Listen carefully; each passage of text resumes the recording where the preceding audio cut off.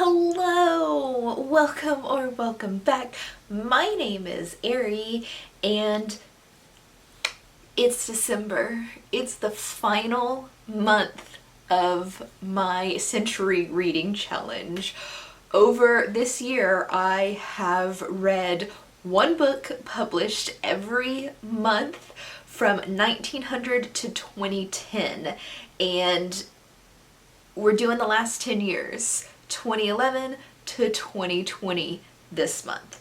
Now, normally I start these videos with a history lesson, but you lived from 2010 to 2020. You don't need a history lesson. And if you're under 10 years old and you're watching these videos, go get your parents and tell them that you're not allowed to be on the internet anymore, because you should not be watching me curse if you're under 10. Anyway, what am I reading this month? This doesn't really have a theme. It's mostly books that were published in the last 10 years that I missed out on for some reason or another, and I'm just like, hey, I kind of really want to read that. Let's read it. Some of them, because I'm just cheating, were books that I already had on my physical TBR, which, I mean, if I bought it, it means I wanted to read it, and then I'm just like, hey, this is a really good way to get through the backlog of books that I already own by just reading books that I already own. So here it is. These are the 10 books. For 2011, I am reading The Unbecoming of Dyer. I don't know a whole lot about this book, but I do know that it was super popular on YouTube for a long time, and it just sounded interesting enough that I was like, hey, maybe I should read that. It sounds kind of fun. Next up for 2012 is The Diviners by Libba Bray, and this is a, I think it's young adult, or it's new adult leaning fantasy about a girl who, I think she can touch objects and see the object's history. I could be completely wrong about that. But it's some sort of mind reading, touching objects thing is going on there. A lot of people say that they really love that book, and I know it's a thicker one, and it's fantasy. And you know I'm here for fantasy, so we're gonna read this one, because why the fuck not? Next up is The Ocean at the End of the Lane by Neil Gaiman. I have read a couple of Neil Gaiman's books, and I like some of them, and I really don't like others. I know I very, very much enjoyed, what was that called? American Gods, even though it took me forever to get through it. But he's a weird writer. His shit is weird. So I've heard good things about this one. I'm kind of looking forward to reading it. But we'll see. We'll see. Next up is The Long Way to a Small Angry Planet by Becky Chambers. Now, this one's kind of interesting. I've heard good things about it, but it's space sci-fi, and I don't tend to like space sci-fi. I own this book because I needed to get it for a English class in college, so I think this is the book that's been on my TBR for the longest, but I needed it for an English class in college, and then we just ran out of time before the end of the semester and didn't get around to reading it. So I've owned it. I got it for that college course, but I've never read it. And I've never really been super inspired to read it, except for recently I've been seeing it a lot on BookTube, and a lot of people are like, no, this is great. It's like a character study, and it's not really necessarily about the space travel part, even though it's sci-fi, it takes place in space. So I don't know how I feel about this, but I'm gonna read it. Maybe I'll like it, maybe I'll hate it. Who knows? We'll find out by the end of December.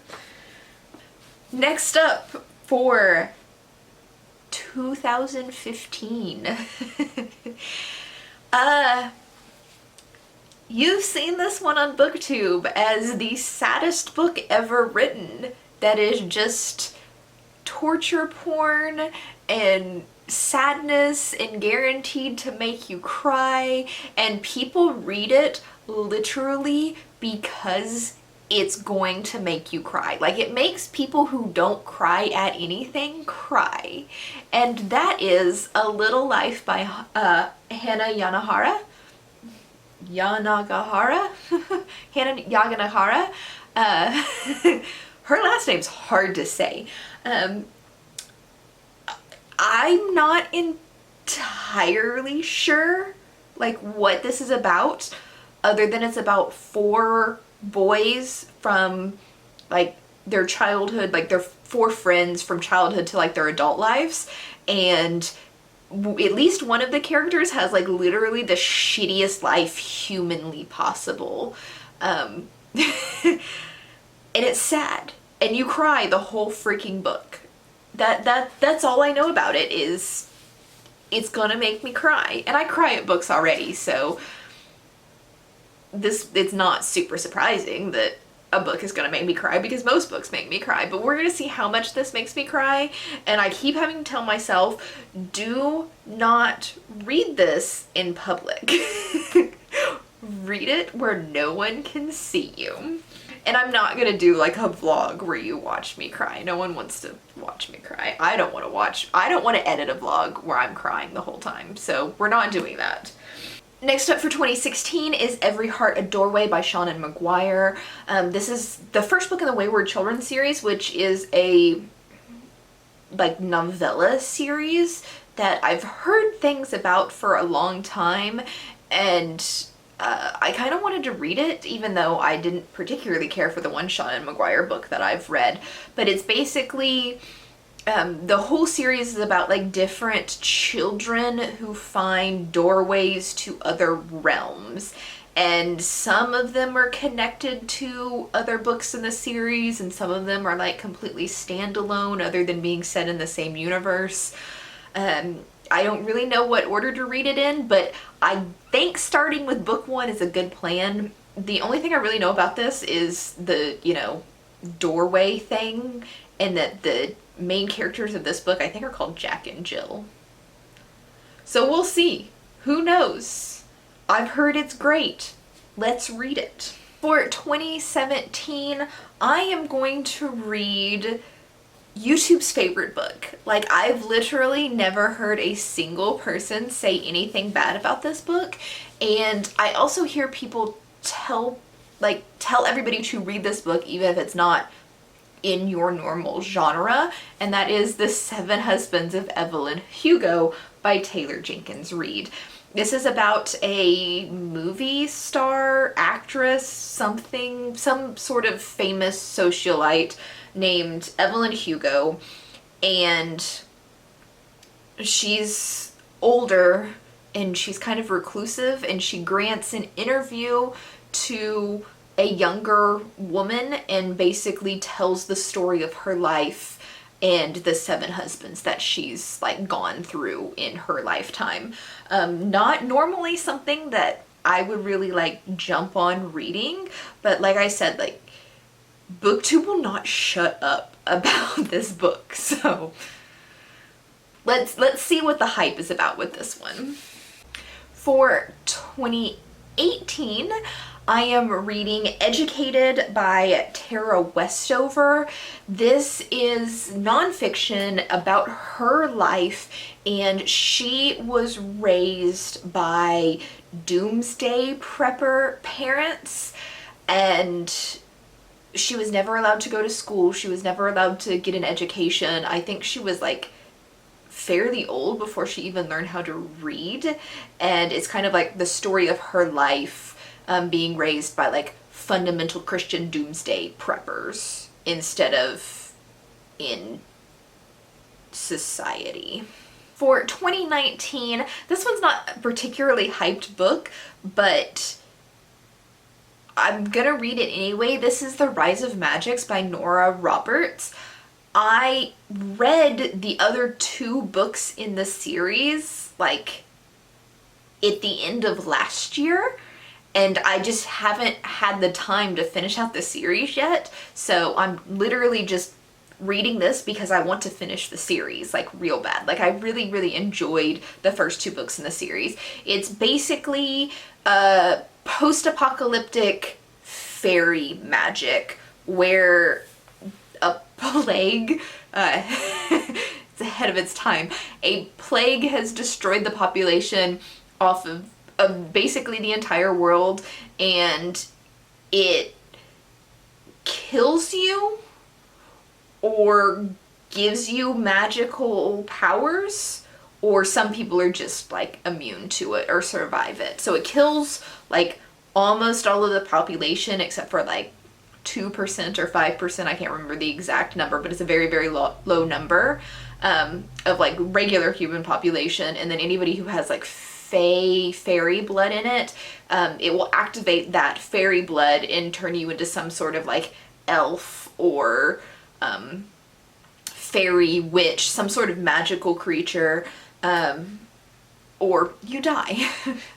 And there's also like evil fairy magical creatures in existence too, and basically this is like some sort of like savior type thing where the main character in book 1 is pregnant as the world is ending, and her daughter that she is pregnant with is like the chosen one who is going to save the rest of humanity. And so you follow, the first book is called Year 1, and you follow like the year from like when she gets pregnant to the end of the world and how she kind of survives all of that for a year. And then the second book, which I don't remember the name of, it's right here. The second book is called Of Blood and Bone, where this infant, the you know, child is growing up and like learning to use her magic to save the world. And then the third book, which is Rise of Magics, Rise of Magics, is probably her saving the world. I haven't read it yet, but that seems to be the timeline of this. And for the final year, 2020, I don't know what I'm gonna read. I'm gonna surprise myself. I've got so many new releases that published this year that I still have to read that I haven't really decided what I want to have like my official book of 2020 as. Like, I've already read plenty of books from both 2019 and 2020, so technically I don't have to read any more. I'm going to do something specifically for this, but I don't know what it is. I'm gonna mood read it, decide what sounds good sometime next month, and then you'll figure out what that book was when I do my wrap up. But that is it. That is my 2010s TBR for December. Let me know what you think. Let me know if I am like leaving out any of your favorite books, and let me know if you have any suggestions for something that I absolutely must 100% read that got published this year. And I'll catch you in the next video. Bye!